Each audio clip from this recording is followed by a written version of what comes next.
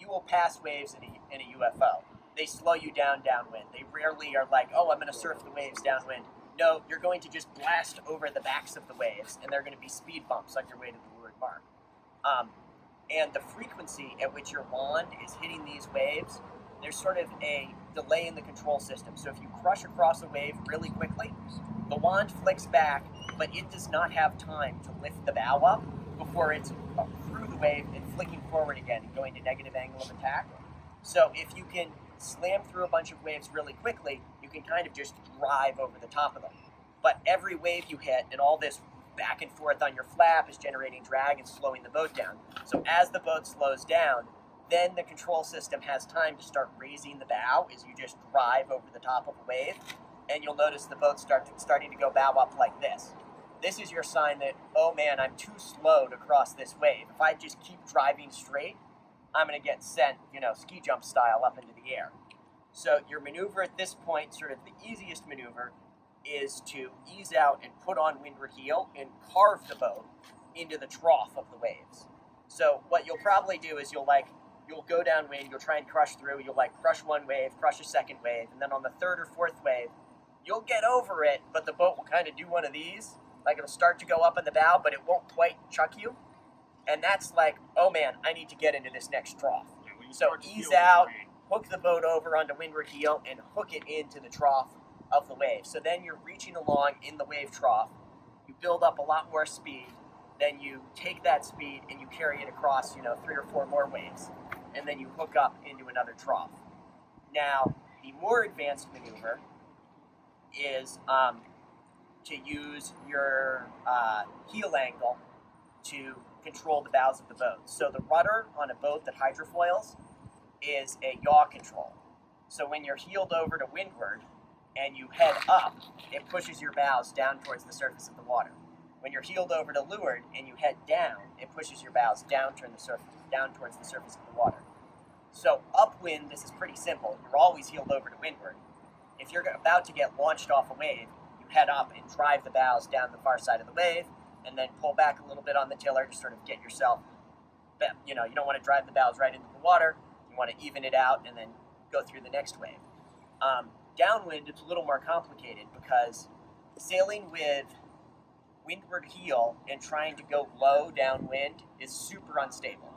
So you can, when you hook up and you're on a pretty close to a beam reach angle, you can sail with windward heel and you can sort of cruise along a wave trough, and that's really sort of fast and stable. But as you try and carry that lower with the windward heel, it gets really unstable. So when you want to go low downwind, you're going to sail the boat flat or sail the boat slightly heeled over to leeward. Now when you start to launch over a wave here, you can bear away even further to get the bows to drive down over the top of a wave.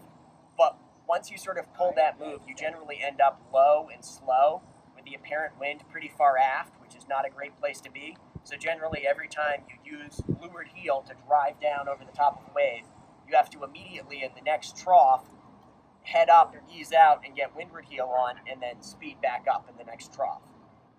If you have windward heel on because you're going for the wave trough anyway, you can sometimes I'll know, okay, this next wave I'm going to get across, but I'm just barely going to get across it. So I come over one wave, I put on windward heel in the trough, I then drive the bow by heading up over the top of the next wave, which then sort of gets me down into the trough of the next wave set, and I'm reaching and I build speed, and then I can bear away and knock over a couple more waves with flat or leeward heel. Then when I start to slow down, get windward heel on, drive my bows over that last wave by sort of heading up over the last wave, and then hook into the trough on the other side. So that is sort of full-on advanced downwind breeze and waves sailing. What you will find, there's one more trick.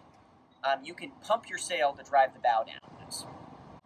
So that's another trick. Pumping the sail also accelerates the boat, which sometimes causes it to fly higher. So that's another trick, kind of like the leeward heel and bearing away over the top of a wave going downwind. It's a manual override. Manual override, but know that you're taking on debt. You're taking on credit card debt that you will immediately have to pay back. So if you pump the sail to get over a wave, think about, okay, I want windward heel, I want to head up and reach. That's sort of your safety mode downwind, is to give up on making VMG, just get windward heel, get in the wave trough, build speed on the reach, use that speed to knock down through more waves. Getting over the hump of the wave, especially if you've got some sort of random motorboat chop and you feel like your controls are out of phase and you need to basically execute some sort of manual control to help out the system. If you are nose up in some sort of like motorboat waves are a great example of this. You can do a quick pump like that, and that will basically, these are the bows of the boat, this is the mast here. There's a drive vector coming off the sail forward. It's what's pushing you forward.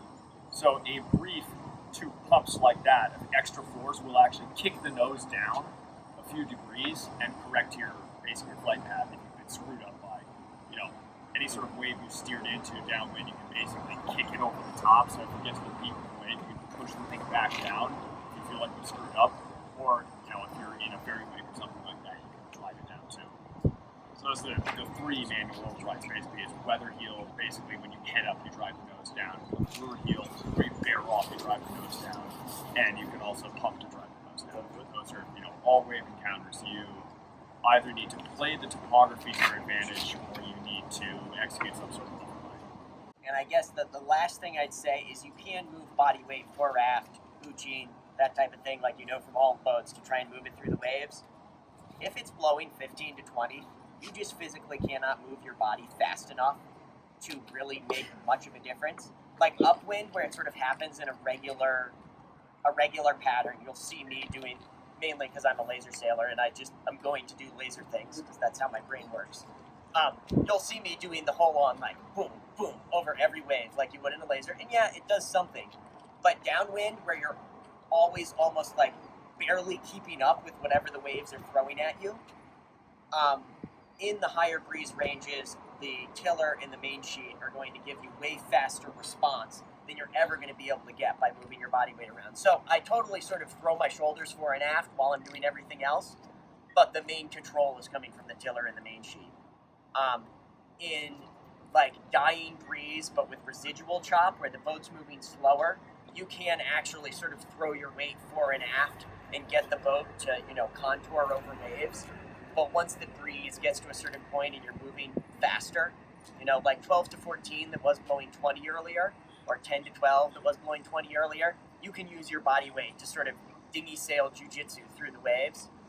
When it's blowing 18 to 20, it's all going to be tiller and main sheet, and anything you do with your body weight is going to be the last, 5% of control. 95% of control is in your hands. Anything that's not a kiteboard is not actually being controlled by body weight. Anybody who tells you that they're controlling, say, a whole Acro 17 with the positioning of the crew doesn't know how to control an Acro 17. So, it's really, body positioning is an extra factor, but it's not going to be able to